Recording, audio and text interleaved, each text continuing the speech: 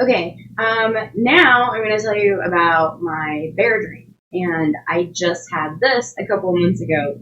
It was November 24th, 2021. I don't know if there's any significance with that date, but that's when I had the dream. And this is really fascinating because I am on a spiritual journey right now, and this dream started that journey. And at the time, I did write down, the dream. Um, but I am really just continue to get revealed the significance of that dream. So, there's been fruit, let's just say, out of that dream, which just reaffirms my foundation that, it was significant, at least for me in my journey. And I don't know if this applies to anybody else. I do feel like this is one of those that I can share. It doesn't necessarily feel private. But, I think the message and the promise in this dream, it's for other people. And I think that piece needs to be heard. I think we forget it sometimes. So here's the dream. So in this dream, there was an outing. And I want you to picture like a state park, one that's heavily wooded, that has this, lazy creek or river. It's really wide, but a lot of that's dry. So it's kind of like, the limestone bedrock that the water is running over. And there's a lot of places where that bedrock is just high enough above where the water line would be, that there's these large dry platforms, like these huge areas, and they're, kind of sprinkled throughout this creek bed. And these make a great area for a family to picnic. And that's what's going on in this dream. There are families sprinkled throughout this creek bed, and they're all gathered within their families. And they're picnicking.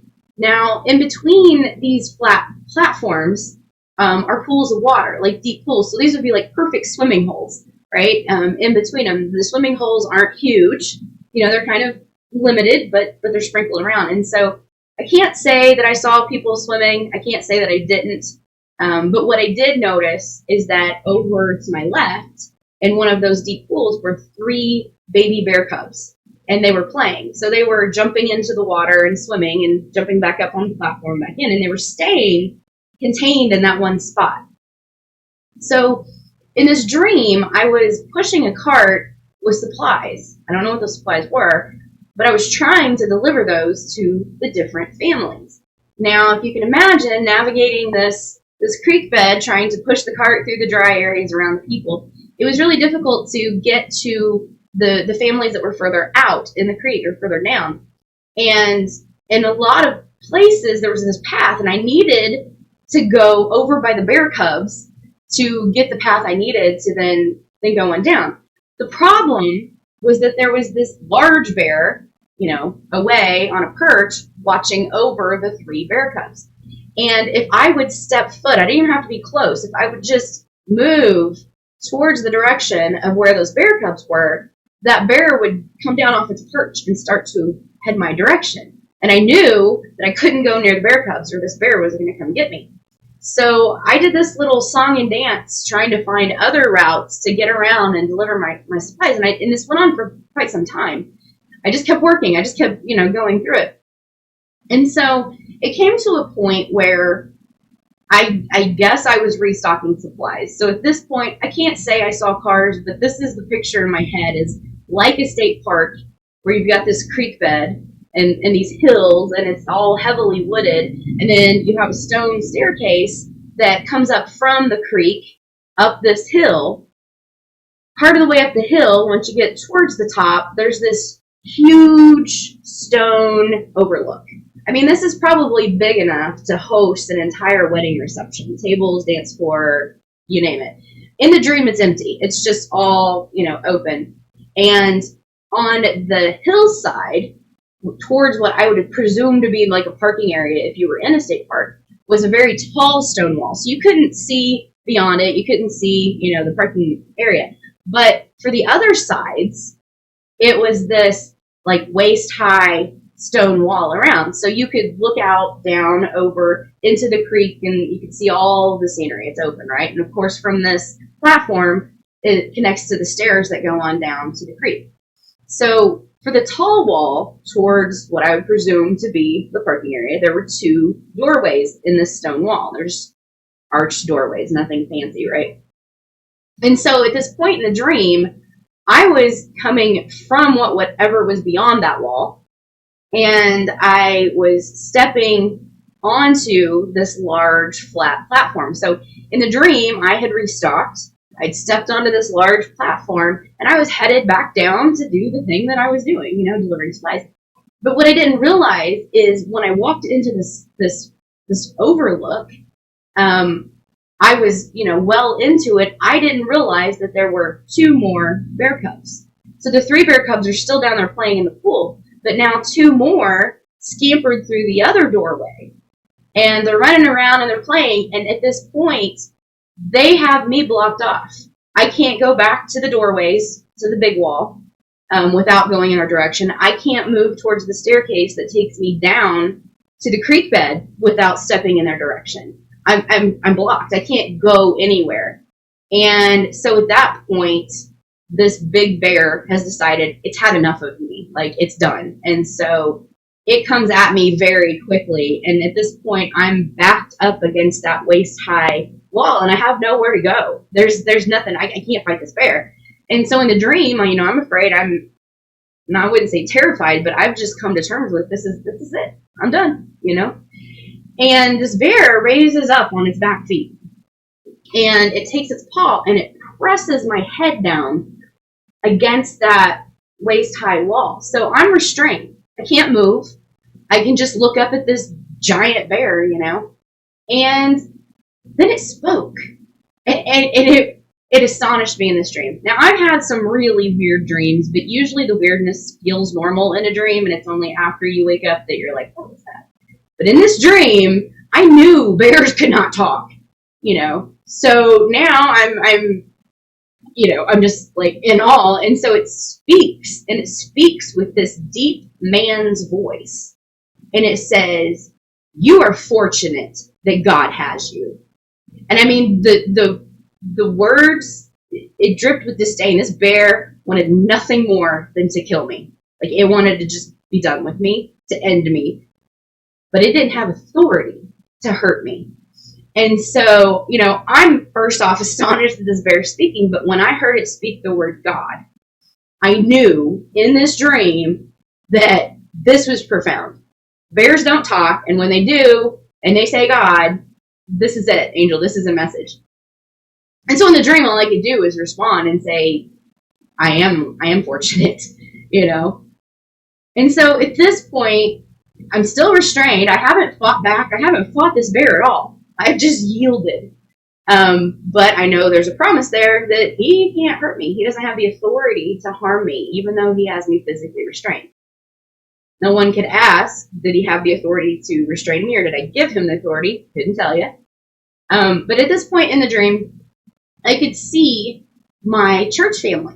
They were coming from whatever's beyond the big wall, and they were slowly, cautiously, they were on this platform, and they were slowly and cautiously walking up behind the bear. And I can, see concern in their voice. They're coming to try and help me, and they're doing it very cautiously. And I knew in the dream, there is no way that they're going to believe me if I said this bear just spoke. Like, they're going to think I'm crazy. So all I could do is tell them, and I shouted and I said, it's okay, it can't hurt me. And they seemed to be okay with that answer for some reason, and then they just started to slowly back towards the big wall. And that's the point that the dream ended. So, for me, I was astonished and profound in the dream, which is, a little different for me. But even when I woke, that same solid foundation of this was a message from God stuck with me. And at the time, the Bible tells us to test the spirits. And so I never just take myself on face value. I always look for God's confirmation. And so what happened next, we're 9 weeks, I think, from that dream. And I can tell you it's panned out. Now, when I woke from the dream, I should probably share this from a personal journey standpoint. I was excited because I do desire to hear from God, to have dreams or visions or whatever. I want more. I want the big stuff. So I was excited about that. But if I'm being honest, I was overshadowed because, that felt like a warning. That felt like, okay, you're going to go through some stuff, but I'm giving you a promise. I have you. Um, and I trusted that. I did. I trusted that. But my human brain started calculating how much pain could still fit in that equation and produce the output that God has me. And that's a lot. I mean, look at Job, right? He had Job too, and Job went through a lot. And I don't think I'm as strong as Job. So, the worrying in the human brain, even though we trust God's promises and we know that He will deliver. I mean, how many times do we calculate that equation and add in all our junk to be afraid, right? But I did. Honestly, I did. And it turned out to be right. December was an exhausting month. There was a lot that went on, and not all of it directly to me, but those around me, the people I love. There was a lot of, let's just say I left December emotionally exhausted, probably more than I ever had. And I hung on to that promise through the whole thing. God, you have me, you have me, you have me. And it did get me through. I'm not going to say, emotionally, I was exhausted, but I was unscathed.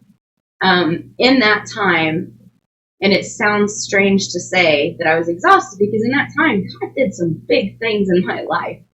We had health scares for, 2 dads in my family, and both of them turned out that it wasn't a heart, it wasn't what they thought. The first we thought was congestive heart failure, turned out to be pneumonia.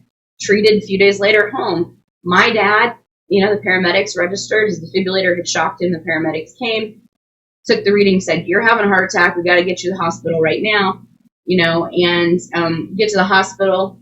They hook him up. They say, well, you didn't have a heart attack. You were just out of rhythm. We got that fixed, and we're going to send you home. So, 4 hours later, he's headed back home. And praise God, right? Those are big things. But they were exhausting, right? Piled on top of each other with all the other stuff going on.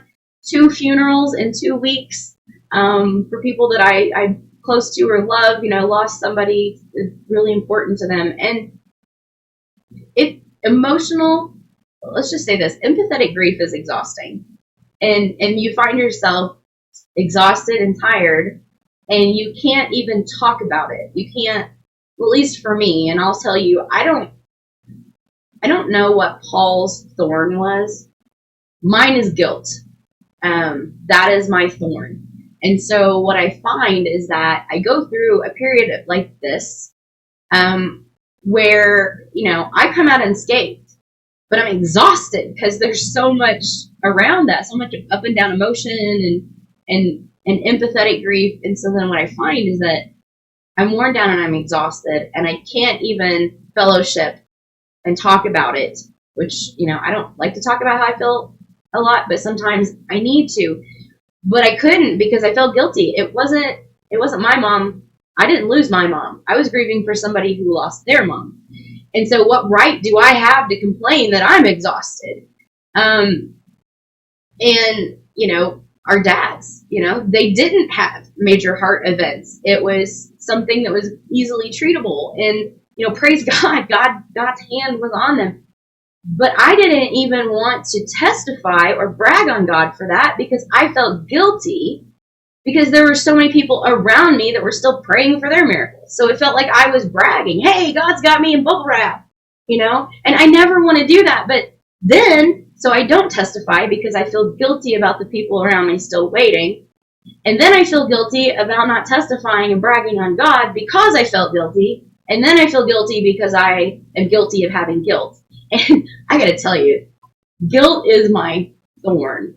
It is. And maybe that's always going to be. It's not always guilt for what I do or don't do. Sometimes it's just guilt for guilt. And I know the enemy uses that. But I'm trying to work through that perspective.